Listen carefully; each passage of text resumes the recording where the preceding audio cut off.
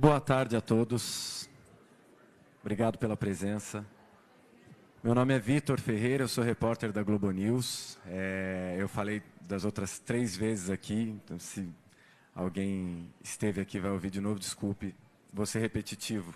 É um prazer para a gente da Globo News dar espaço, abrir espaço para ideias inovadoras, e esse evento todo está fazendo isso, assim, para trazer gente que está pensando uma forma nova de habitar esse lugar que a gente vive, chamado planeta Terra. E o Gabriel Estevam Domingos é uma dessas pessoas que tem pensado jeitos novos de viver. Ele é de Cubatão, que é uma cidade aqui da Baixada Santista, conhecido como a cidade da poluição, né? A gente estava falando disso agora. E isso fez com que ele começasse a olhar de uma maneira curiosa, né?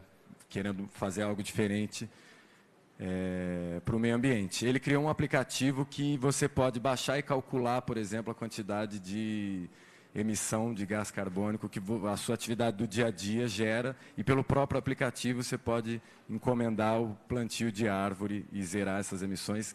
Criou várias outras coisas. Ele tem muita coisa para falar, então eu passo a bola aí para o Gabriel. Por favor. Boa tarde a todos. Eu queria agradecer mais uma vez a participação, o convite para estar compartilhando algumas ideias com vocês aqui de alguns cases de sucesso. Então, eu vou pedir para disponibilizar a minha apresentação, que eu coloquei, mandei aí para o pessoal. Está aí ela. Vou tentar, como são muitos projetos, vou tentar cumprir o prazo, né? Cadê a pessoa da plaquinha que vai ficar me orientando? Então, vamos lá, pessoal. Eu sou engenheiro ambiental de formação. Sempre gostei dessa área de pesquisa e desenvolvimento, voltado a tratamento e valorização de resíduos. E mesmo antes de entrar na universidade, eu já desenvolvia projetos mais com caráter de aprendizado mesmo, com todo aquele, sabe, de descobrir essas coisas, né? Então, eu vou contar um pouco desse contexto, né, até onde eu cheguei hoje. Eu já fui jovem embaixador da ONU, já ganhei mais de 25 prêmios, já tenho 8 patentes já, muitas delas já transferidas para grandes empresas. Alguns produtos vocês devem estar vendo no mercado aí, pode ser que seja alguma das invenções que eu e uma grande equipe desenvolveu. Então, eu vou compartilhar, né, como que eu sempre procuro nas palestras, né, não só contar os cases de sucesso, chegar aqui e ver os méritos, né, os prêmios que eles conquistou, todas as honrarias e tal, mas sim compartilhar como eu consegui, né, as oportunidades que eu tive, que é uma forma também de fomento para quem quiser entrar nessa área. Então, lá eu tive uma oportunidade muito boa de estudar no CEPEMA, que é um centro de pesquisa de meio ambiente da USP, é um centro de pesquisa público, que foi criado num termo de ajuste de conduta com a refinaria de Cubatão, que foi a primeira refinaria do Brasil. E também eu fui embaixador lá da Universidade de Umeå, na Suécia, que lá ele tem um programa específico para brasileiro, para levar propriedade intelectual para a Suécia. Totalmente gratuito, por meio de uma agência de fomento chamada Vinova, com 2 N's. Então, são 2 oportunidades aí que estão disponíveis. Hoje eu tenho um centro de pesquisa próprio, né? Hoje eu faço parte do Grupo Ambipar, que é um dos maiores grupos de meio ambiente do país, compostos aí por 8 empresas. E eu comecei fazendo projetos para plataformas de inovação aberta, essas plataformas de Open Innovation, como essa, o Sou Genial, que era a Battle of Concepts, que era uma plataforma holandesa. São cases reais de empresas reais, como Philips, Natura, Grupo Ultra, que postam desafios para pesquisadores, para jovens do Brasil todo estarem fazendo esses desafios e disponibilizando para ser avaliado, né, Depois eles selecionam os 10 primeiros colocados, dão prêmios, dão oportunidade de trabalho, e é bem legal. Tem também uma que lançou agora, que é o digital do SESI, e o PIP da FAPESP, acho que vocês devem conhecer, que é a FAPESP é a Agência de Fomento de Pesquisa do Estado de São Paulo, e lá por meio do PIP tem uma linha de fomento para não reembolsável, ou seja, você não tem a obrigação de pagar, né, de certa forma, para micro e pequenos empreendedores. Então, eu estou compartilhando com vocês essas oportunidades que estão aí. Mesmo com essa conjuntura econômica, essas plataformas estão bem ativas, tá, pessoal? E um pouco dos cases, né, os projetos que eu desenvolvi. O mais recente, que foi lançado no Dia Mundial da Árvore, lá em setembro do ano passado, claro que teve algumas atualizações, ele ficou por um tempo fora do ar. Então, ele basicamente é um aplicativo gratuito que tem disponível para Android e iOS, que você baixa, né, faz um cadastro lá bem simples, você pode até logar pelo Facebook, para quem não gosta de fazer cadastro, isso foi uma melhoria. E todas as nossas atividades do dia a dia, a gente gera carbono, né? Hoje, para estar vindo aqui nesse evento, né, a gente usou transporte público, a gente está consumindo energia elétrica, a gente bebeu água, e tudo isso tem um coeficiente de geração de carbono, né? Que é uma metodologia homologada por entidades de renome, como o IPCC, enfim. E esse aplicativo serve para quantificar isso e neutralizar esse carbono do dia a dia, para pessoas físicas, para empresas e até mesmo para eventos. E o mais legal de tudo isso é você calcular a sua pegada de carbono e poder neutralizar. Então, lá você preenche, né, os fatores como geração de energia, o transporte, o quanto de alimento você consome, e no final tem um algoritmo que gera um cálculo de quanto de carbono que você emite por mês, bem como quantas mudas são necessárias para neutralizar esse carbono.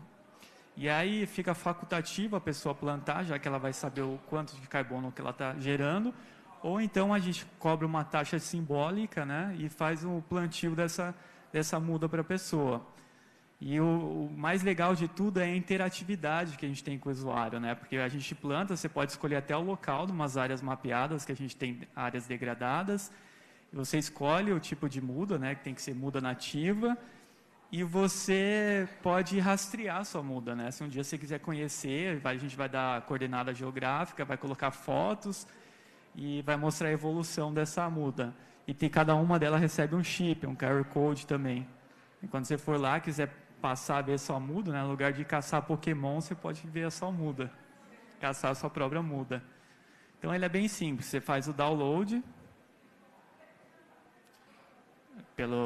pelos sistemas, né, iOS ou Android, faz o cadastro, que agora já é possível fazer pelo Facebook, faz o cálculo, que são aqueles coeficientes, né, que eu citei, por exemplo, depois você neutraliza, fica facultativo você plantar, ou a gente neutraliza, e você recebe um certificado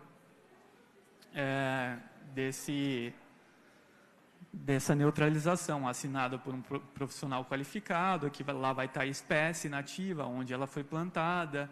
Você ganha um adesivo também para colocar no carro, aquele adesivo ali, ó. Eu neutralizo minha emissão, e a gente está pensando até em fazer uma camisa. E aqui algumas imagens desses plantios.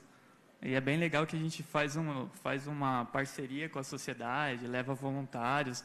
Aqui nessas fotos embaixo, são lá em Cubatão, numa área bem impactada, que é a prainha de Cubatão, lá em Casqueiro.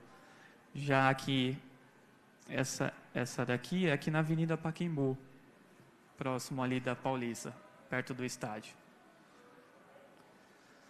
Então, vamos para o Case 2, que é um projeto bem legal também, que eu queria compartilhar com vocês. Eu desenvolvi uma tinta ecológica, acho que muito já deve ter ouvido falar, uma ecotinta que é feita com um dos maiores passivos ambientais das indústrias de fertilizantes, né? Ele é basicamente um resíduo das indústrias de fertilizante, e para cada tonelada de matéria-prima que é produzida, gera-se de 4 a 6 toneladas desse resíduo. Então, a gente não tem o que fazer com isso, né? Alguns países, como o Japão, descarta no mar. E no Brasil, a gente acaba fazendo isso daqui, ó, colocando em aterros. E, consequentemente, gasta água, que tem que ficar umectando, né, essas áreas, para não levantar o particulado. E fica aí essa beleza aí, belezura aí.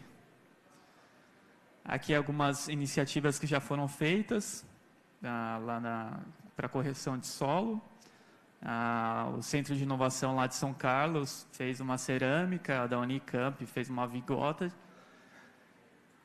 Aqui é uma amostra desse resíduo. É basicamente um cal, né, um carbonato de cálcio com alguns outros contaminantes, como um pouquinho de enxofre, um pouco de umidade, que a gente acaba fazendo a moagem e utilizando como cargas para tintas para parede. Então, a gente faz muita iniciativa socioambiental de revitalizar escolas, escadarias. Não sei se vocês já viram alguma de nossas ações. A gente recentemente fez uma lá no Jardim Ângela, fez também na Rua Alves Guimarães, saiu até no SPTV. Então, basicamente, qual que é a pegada aí? A gente pegou um resíduo de um grande passivo ambiental, fizemos um pré-tratamento e utilizamos como carga, substituindo parte da matéria-prima convencional, né? Porque tintas acrílicas é utilizado os minerais, como cal, calcita, gamatolito, titânio. Então, a gente foi reduzindo e chegou a utilizar até 40% de porcentagem em massa de matéria-prima reutilizada. Eu também fiz ecotinta com lodo de estação de tratamento de água. Isso é uma coisa bem interessante, porque nós não sabemos, mas 50% dos custos operacionais de uma estação de tratamento de água se dá à disposição do lodo. Então, para tratar a água, se gera lodo, né? E quem que paga essa conta dessa má gestão? Somos nós. Todos nós consumimos águas, pagamos a destinação final do lodo. Incrível, né? Então, esse é um exemplo lá da estação de tratamento de água de Cubatão, que abastece as 9 cidades do município da Baixada Santista. E lá eles utilizam ferro como coagulante, né, para tratar. Então, eles geram um lodo que tem quase 80% de ferro. Eu pensei, já que, apesar do ferro ser barato, ser um elemento com maior abundância na Terra, estão jogando ferro fora, né? Então, diariamente é mais de 120 toneladas, em período normal. Como nós somos uma região turística, né, onde em períodos de temporada a população quase que quadriplica, isso é um absurdo, né? Então, eu criei essa ecotinta, acabei transferindo para a Odebrecht, que eu acho que eles não colocaram em prática. E aqui é um projeto bem interessante também, que é uma ração ecológica para cães e gatos, feito com resto de atividade pesqueira. E, para ser mais específico, resto de camarão. Lá na Baixada Santista, nós somos os maiores produtores de pescados e crustáceos do Brasil, né? Devido à nossa região litorânea, a proximidade do porto e o principal polo consumidor, que é São Paulo. E é incrível que essas peixarias, eles fazem lá a matança do camarão, tal, a higienização, e descartam tudo esse resíduo no rio. E isso gera vários problemas de impacto, desde a piora da balneabilidade das praias, né? A gente vê aquelas bandeirinhas vermelhas da CETESB e não imagina que também é do camarão que estão jogando lá, né? Da casca. E só nesse espaço aqui, que é no Guarujá, é o mais problemático lá, porque aqui nessa região do bairro Vila Lígia, existe 8 estabelecimentos comerciais que recebem as embarcações, eles atracam lá, faz a matança do camarão, tiram, limpa, para exportação. Então, lá tem o Rio do Meio, que gera em torno de 700 quilos por dia. Os pescadores acham que é alimento para peixe, né? De certa forma né? Mas se jogar quase 1 tonelada num corpinho de água ali, vai dar aqueles problemas que a gente está cansado de ver, né? que é um rio que é utilizado como recreação também. Então, aqui algumas imagens que evidenciam isso, eu me aventurando lá, coletando. Então, aqui é o sisteminha de transbordo, tá vendo? Então, tem um pessoal vai retirando, cai no sistema de transbordo e já sai direto no rio. Aquela imagem ali, a terceira, mostra isso. Aí eu falei, a indústria de PET pode ter maior crise, é uma das indústrias que mais cresce no Brasil, né? PET Food. E ela já utiliza vísceras de animais, de ossos, enfim, até mesmo de peixe, mas até então a casca do camarão não estavam utilizando, né? Eu descobri que a casca do camarão é rica em creatina, quitosana e um monte de micronutrientes que são essenciais para a saúde dos animais. Então, o que é caro? O que a ração é? Na verdade, é um farelo, né? É um trigo, ou um milho, uma soja, um aporte de algum alimento para dar palatabilidade e os micronutrientes. E aí está o protótipo dessa ração que hoje a gente faz em escala piloto e distribui para algumas zoonoses lá da região. Aqui eu só estou com 5 minutos, né? Então vou acelerar, eu selecionei uns 12 cases. Mas vamos lá. Esse é um sistema portátil para tratamento de efluente, esgoto, que não utiliza produto químico, ele apenas utiliza energia elétrica. Então, ele faz um princípio que é utilizado milenarmente, né, que é a eletrólise, que a gente estuda lá na escola, né, aquele princípio da troca de elétrons e tal. Eu fiz um equipamento que utiliza eletrodos de alumínio, e essa transferência, essa oxidação e redução das placas, ela forma um agente coagulante que retira a matéria orgânica e inorgânica da água, deixa ela sobrenadante e faz a sua aeração, além de ser um biocida. Então, aqui nós temos uma conjunto habitacional que é o maior da Baixada Santista, conhecido como México 70, lá em São Vicente, que é uma comunidade muito grande, e lá tem o Rio da Avó, que é praticamente esgoto, que eles jogam todo esse esgoto. Então, a gente fez os testes ali. Algumas imagens que evidenciam isso, né? Tem apenas um sistema de gradeamento para evitar que os solos desgrosseiros não passem para a praia, né? Mas a prefeitura vai lá, coloca do lado, chove, volta tudo. Incrível, né? E aqui é uma imagem de maior escala.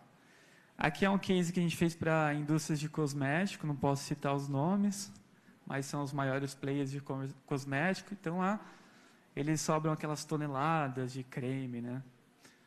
E mandam para incineração, que eles falam de coprocessamento. Como não tem um poder calorífico muito alto, no meu ponto de vista, é uma incineração. E aí nós fizemos um estudo que ainda nem foi lançado, ainda está em fase de experimento. Nós estamos produzindo amaciante de roupa com resto de creme de indústria de cosmético. E são cremes nobres, né? Quando troca a linha de produção, às vezes tem alguma campanha, assim, determinada vai produzir só protetor solar. Aí limpa tudo, as linhas, gera 40 toneladas disso. E aqui nós também fizemos sabão em pó, para uma das empresas que opera, e biodiesel também, para queimar em caldeira. A nossa usina de biodiesel, tudo resíduo de indústrias de cosméticos. Um bituqueiro ecológico. Eu vi um bituqueiro, né, que estavam distribuindo num evento, que era uma espécie de um tubo de ensaio. Vocês já devem ter visto, né, de plástico, um PET. Eu falei, nossa, como a pessoa vai ficar enfiando a bituca de cigarro, né? Por que não fazer um bituqueiro que seja bem prático, que ele possa vir junto com o maço de cigarro, acoplado, né? De forma que a pessoa sempre vai estar lá disponível um cinzeiro, né? Do lado do maço. Então, ele é feito de alumínio, é hermeticamente vedado, você utiliza menos alumínio que uma latinha de cerveja, e a gente tentou fazer um acordo setorial com as indústrias que fazem, comercializam, né, cigarros, principalmente no auge lá da lei do tabagismo, que fez o ex-governador do estado de São Paulo, e ele é bem prático, né? Esse é um adubo orgânico que a gente faz com essa composteira automática que pode colocar em qualquer local, que ela não gera odor, não gera nada. Então é isso, pessoal. Apareceu uma bomba ali para mim. Se ele não parasse de falar, a bomba explodiria. E explodiu uma bomba aqui. Esses são meus contatos.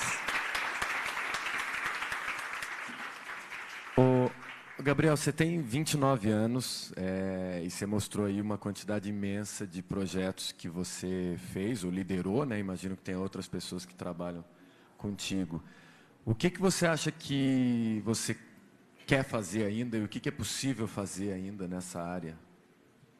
Olha, é um mercado extremamente em expansão. Apesar dessa conjuntura econômica que o país vive hoje, todas as empresas querem ter a visão de sustentabilidade e, ao mesmo tempo, reduzir os seus custos. Esses exemplos que eu citei aqui, por exemplo, as indústrias de cosméticos, hoje eles gastam uma fortuna incinerando isso. Então, você imagina pegar esse resíduo, transformar ele numa matéria-prima que substitui um componente de um outro player que não tem convergência com a indústria de cosméticos, como a indústria de higiene, que ele consiga ser mais competitivo e entrar como insumo para a produção disso. Então, é uma forma de fazer a coisa cíclica, né? Daquele ciclo da reciclagem que a gente está acostumado a ver que não é feito. E, evidentemente, é redução de custo. Então, todas as empresas querem fazer isso. Hoje, a gente está com a Política Nacional de Resíduos Sólidos, que demorou muito tempo para ser implantada, né? Mas o mercado está procurando inovações, está terceirizando ideia, mas tem muita coisa para fazer. É só ver os aterros que ainda existem no nosso país, né? Uma reportagem recente do André Trigueiro listou ainda a quantidade de matéria-prima que é disposto no aterro. No caso dessas indústrias de cosméticos, eles te procuraram pensando em solucionar esse problema ou você desenvolveu e foi oferecer? Eles me procuraram, né? Com essa visibilidade toda de ser um desenvolvedor de soluções, né? E estar já numa empresa já estruturada, porque só contextualizando, eu quando entrei na universidade, no segundo ano eu já fundei minha própria empresa, porque eu já frequentava o laboratório, mas com aquele caráter de amador, e aí começou aquele negócio de dar consultoria e ter que emitir nota, né? Então, eu fundei a empresa, fui lá, foi super engraçado, né? Fui lá, abri lá a empresa, né? Qual vai ser o nome da sua empresa? Falei, putz, o nome da minha empresa, né? Aí eu lembrei que eu adorava desenhar GED, né? Que são as iniciais do meu nome, Gabriel Estevam Domingues. Falei, coloca GED aí. Aqui? GED? Jeg? Não, GED. E pegou. E muitos desses projetos eu via o desafio, eu via a problemática, estava convivendo ali em Cubatão, vendo tudo aquilo ali. Quem sobe para agora já vê aquela montanha de gesso que eu mostrei ali. Só que hoje eu não fico mais pulverizando tanta energia. A gente dá mais, vamos dizer, tiro certo, né? Hoje a gente, com essa estrutura toda que foi conquistada com muito esforço, com muito trabalho, as empresas nos procuram para terceirizar e criar tecnologias para valorização de resíduos. Perfeito. Alguém tem alguma pergunta? Sim. Acho que vai ter que pôr de volta, né? Oi. Vocês colocam o slide? Só para o pessoal anotar aí, valeu. Eu tenho duas perguntas aqui. Oi. A primeira é como você escolhe as áreas para fazer a recuperação. Então, se é uma parceria que você faz com empresas que tiveram algum problema de impacto e precisam da remediação da área no aplicativo do carbono. E quais são as maiores dificuldades que você encontra para implementar suas ideias, né? Então, você falou que você tem patentes. Então, teve a empresa de cosmético que te procurou, mas o cigarro, pelo visto, parece que ainda não pegou. Qual que é essa dificuldade de implantar essa nova ideia? Porque é óbvio que a política está chegando de resíduos sólidos, está todo mundo tentando entrar nessa área de sustentabilidade é um marketing para a empresa também, mas qual que é essa dificuldade de realmente implementar essa ideia? Qual que é a barreira que você vê para isso começar a acontecer para outras empresas, isso difundir melhor? Legal, boa pergunta. Então, relacionado ao aplicativo, né, a forma de inserção nele está num momento muito oportuno, né? Hoje, com a vigoração do protocolo do clima que foi feito, mesmo com essas doiderias do Trump, né, ainda está lá consolidado, né? Existe no meu ponto de vista, que até mesmo pela ONU, os créditos de carbono que hoje são negociados na Bolsa, ele está um pouco em desuso, né? Ele é um pouco arcaico, sabe? As empresas que assumiram as suas metas de redução de carbono, elas vão lá e compram os créditos de carbono de outro agente que deixa de poluir. Enfim, é uma metodologia um pouco, não sendo prolixo, sabe? Arcaica, vamos dizer assim. Por que não pegar a nossa região, calcular como a gente tem lá no Manancial da Cantareira, no auge da crise hídrica, né, que uma das consequências foi principalmente o desmatamento, né, das matas ciliares, não fazer essas compensações dessas empresas que têm capital na Bolsa, que são obrigadas a fazer isso, na nossa região, fomentando ONGs, fomentando a comunidade, fomentando a participação dos seus próprios colaboradores. E isso tem dado muito certo, né? Hoje a gente está fazendo estudos para grandes empresas como a Bayer, como a Gerdau, que são empresas que têm capital na Bolsa. A Bayer, por exemplo, não tem no Brasil, mas tem lá fora e tem essa necessidade de contrapartida socioambiental. Agora, com relação a outra... E também, um parêntese, uma tendência de mercado que os grandes eventos tendem a fazer a neutralização no seu carbono, né? A gente viu aí dois grandes exemplos que foram os Jogos Olímpicos, né? Que a pessoa lá entrava com uma mudinha, que segundo os organizadores foi feito todo um cálculo de quanto que seria impactado os eventos dos Jogos Olímpicos, e o Rock in Rio também, né? Que foi... E grandes outros eventos já estão planejando a fazer essa neutralização, principalmente que envolve essa temática de sustentabilidade. Agora, na questão da dificuldade, é uma pergunta bem difícil, né? Dificuldade existe sempre. Eu procurei me diferenciar pegando essas oportunidades que existem na internet, distribuída para todos, né? Com caráter de aprendizado mesmo, de ter feedback de grandes profissionais, né? Porque eu via que a universidade, eu não venho de uma universidade tão conceituada, então desde o começo eu senti uma carência, né? E é uma forma de engrandecer seu currículo, né? Você imagina ser avaliado por uma Whirlpool da vida, uma mineradora Samarco, e foi uma forma de entrada, né? E mesmo assim, eu tento ver o outro lado, né? Hoje, não sei se vocês sabem, mas parte do nosso ICMS arrecadado no estado de São Paulo, ele vai para o PIP, que eu apresentei lá. E esse PIP, saiu uma reportagem recente no Estadão, que ele está voltando, ou seja, por falta de projetos.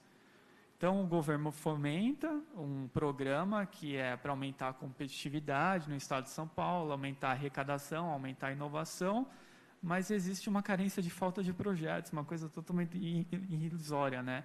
Aí voltou na ordem de 10 bilhões, coisa do tipo, né? Então, as dificuldades sempre tem, desde a dificuldade da sua aparência, né?